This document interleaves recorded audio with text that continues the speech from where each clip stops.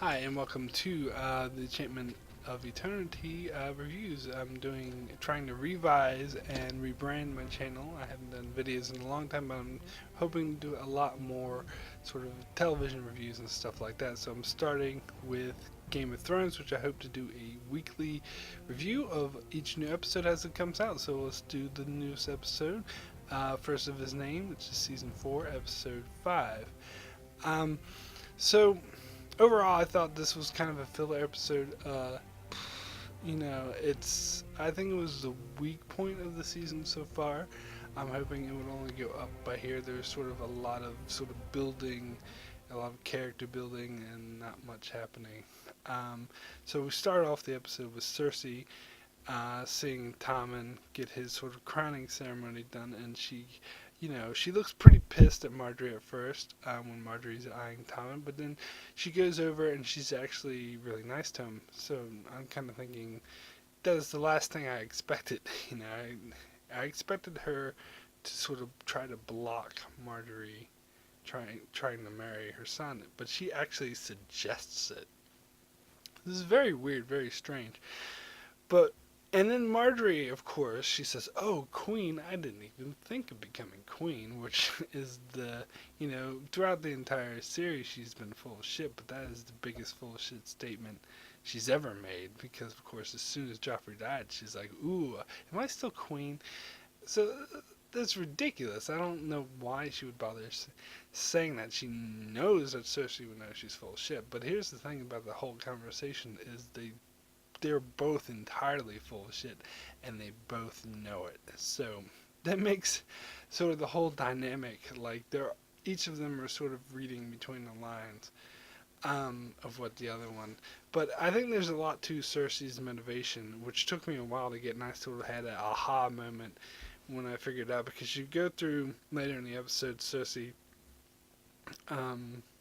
she next goes to Tywin, and she tries to suck up to him and be like, saying everything Tywin wants to hear. I'll carry the family name. I'll, bring the Tyrells, and I'll get their alliance, which is what Tywin wants, and we find out why he wants that, because they're going broke. And I'll have more on that later. So next, Cersei goes to Oberyn and tries to, be all buddy with him and try to identify, and opens up and all this. What's her main motivation here, though? First going to Marjorie, then going to Tywin, then going to Oberyn. What do these three people have in common? Well, if you look at Marjorie for her father rather than herself, then these people are sitting. They're the judges for Tyrion's trial. So she's trying to.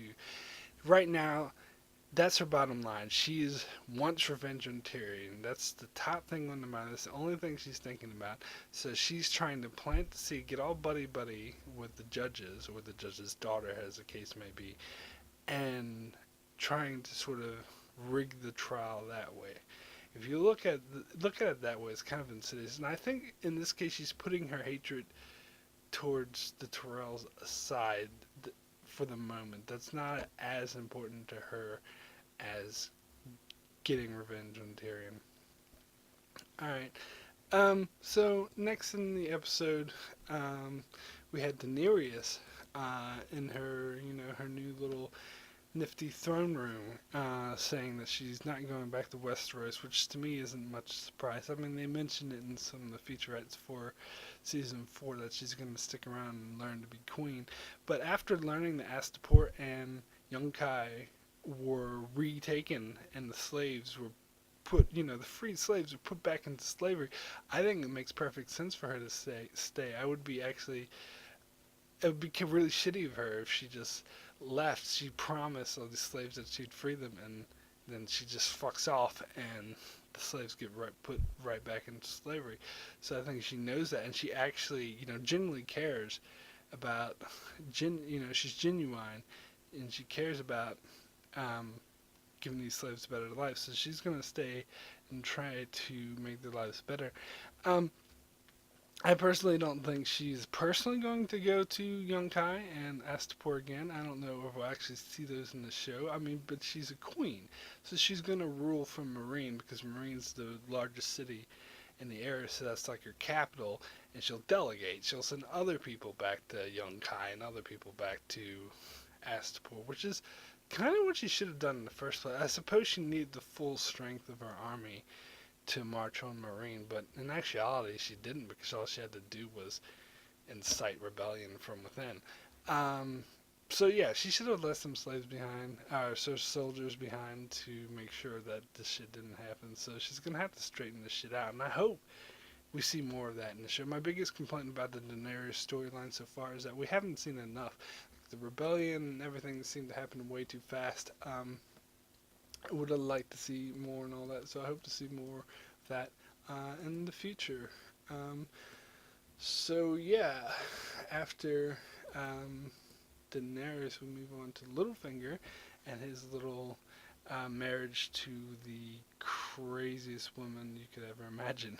So we get huge bomb here that he bed Lady Arryn to kill her husband, and this is way back in the first episode, which is a big shock because it sort of makes it appear that Littlefinger was sort of responsible for the whole conflict between the Starks and the Lannisters in the first place, because the death of Lord Arryn is what sort of set this whole thing in motion. And apparently, and it's because Starks thought the Lannisters were at fault, but apparently that was a lie that Littlefinger told Lady Arryn to tell her sister. And apparently Lady Arryn's so obsessed with Littlefinger that he'll do anything that he says. And if you think about later in the season, further conflict which starts the war between the Stark and the Lannisters is when Littlefinger tells Catelyn that Tyrion tried to kill Bran, and the blade was Tyrion's, and so she arrests and captures Tyrion, which starts the war. And of course, Littlefinger was totally full of shit then as well. So it really makes you look back on Littlefinger and think he's a lot sort of more dangerous and a lot more scheming than you thought he would be. And you compare him to Varys. Varys now seems sort of ineffective now in comparison, but Varys, his whole thing is to create order and to better the realm, where Littlefinger just wants to create chaos and mess things up. So after that we move to Tywin. Oh yeah, I'll go more into about Tywin because he talks about the Iron Bank of Bravos, which I think is his primary concern. A couple episodes ago, you saw him talking to Oberyn, and he wants Oberyn to join him, and he gives 3 reasons for that. He says the Greyjoys are still attacking, Daenerys is in the east with their dragons, and you got wildlings going to invade the north from the wall. But in previous episodes, we've seen that he doesn't care about those things. In the deleted scene from season 3, we see that Tywin not only doesn't care about the wildlings invading, he actually wants to make an alliance with them, because it would create chaos in the north. And this was at the time when Robb was still alive, but he probably still, because he wanted the wildlings to invade to distract Robb and Balon Greyjoy. But now he probably just doesn't care. And we learned from Roose Bolton that he's not lifting a finger to help him fight off the Greyjoy invasion, so he doesn't care about that. He said to Joffrey in the previous season that he doesn't think Daenerys is a threat. She thinks, strange wonders on the other side of the world don't concern me. So all the stuff he said to Oberyn was kind of, it seemed empty, it seemed like he was full of shit, but now we find out the true reason why he wants the Martells to join, probably for the same reason he wants the Tyrells. God, the names are similar. It's because he wants their money. They're going broke and they're in debt to this bank, so he's trying to form all these alliances, and he can't right out say, hey, can you join us because I need your money. He has to make up this bullshit about Daenerys, which he doesn't even think is a threat in reality. So next we see Brienne of Tarth and her getting along with Podrick. I could have really done without these things. I would have rather seen more Daenerys or something. I suppose it's, they're building up the relationship, and I suppose that's necessary, but overall I was thinking, just get on with it. Now, it's not the same about Arya and the Hound. Now, I'll get back to, since I haven't done a review before, I'll get back to the first episode of the season with the Hound and Arya in the tavern, and that whole scene was one of the best scenes of the whole show, where the Hound sort of has, I'm gonna have to eat every fucking chicken in this house. That scene was just so awesome. But every scene of theirs since then has just gotten less interesting, less interesting. And this week I thought was sort of the bottom, where it's like, okay, we get it, we get the relationship, let's move on.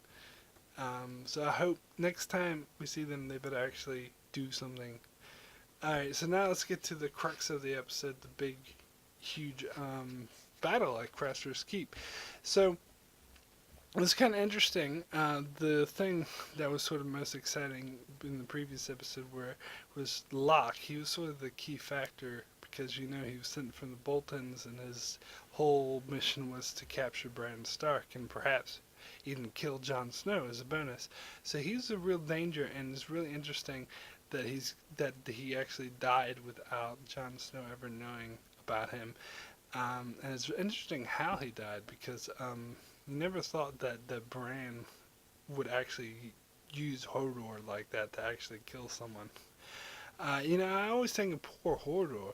In fact, I was shocked because Hodor is like really, you know, he's a fan favorite. A lot of people love Hodor. So I thought there was going to be a lot more outrage about him being sort of in the previous episode, how he's being hurt and speared and tormented by those asshole Night Watch mutineers. But I didn't really see much outrage online. I was surprised about that. But poor Hodor this episode, because he seems so confused and so upset by apparently learning that he killed someone. He had no memory of it, and just felt really bad for him. I don't know. I wonder if there will be any sort of repercussions for Bran along the line for using Hodor in such a way. It doesn't. I don't know. It just doesn't seem right. But I mean, Locke deserved it, obviously, and it's a shame Jaime Lannister wasn't there to see that. I'm sure he would got some pleasure out of that. And he saved Bran's life pretty much. So, but still, it seemed like there's got to be some fallback from forcing someone to kill someone else. And it's also interesting to see that Hodor, what he's capable of physically, is quite different from what he's capable of mentally or emotionally. Like, he's such a gentle soul, he couldn't ever do that to someone voluntarily, but he's physically capable of doing it, so somebody else controlling his body could do that sort of thing. But yeah, and the fight between Jon Snow and Carl Tanner was pretty epic. It was pretty cool how Tanner seemingly won the battle because he fought dirty, and he was saying, well, Jon Snow, you're too honorable, and that's why you lose. But then Jon Snow kills him by being dishonorable because he stabs him from behind, which is not an honorable thing to do. But of course, this is right after he almost got killed for being too honorable. So he learned his lesson and he ended up winning. Some people were saying that Carl Tanner, won the battle, but no, because he died. Obviously, one of Craster's wives/daughters had to interfere, and if it wasn't for her, Jon Snow would have died. But it was all because he was being dishonorable, so he was dishonorable back and won the fight. So it was also good. It was kind of obvious that Rost was going to get killed by Ghost. You sort of saw that coming in the previous episode when he was taunting Ghost and just being a dick. I just knew. I'm like, Ghost is going to rip this guy to shreds. And of course, that's what happened. You got to assume that he got out of his cage from Bran. Maybe let him out when they went to get Summer. And it was cool to see Ghost reunited with Jon Snow. I love the direwolves, and I'd like to see them back with their masters again, and see them team up again. It's gonna be really cool. So yeah, that's pretty much my review of this past episode. I'm really looking forward to next week's episode. I saw the preview for it, and it looks like we're gonna get things I've been waiting a long time for, like Tyrion on trial. Stannis finally doing something, going to the Bravos, and we get to see Bravos. That would be pretty amazing. And I've been waiting since the last episode of season 3 to see Yara actually go after her brother, and it seems like we're going to see that, and we're going to get more Ramsay Snow. Looks like he'll be fighting some sort of battle, and we haven't seen him. We only seen him once this season, which is a bit disappointing. Okay, so that's me. I'm going to try to be back every week.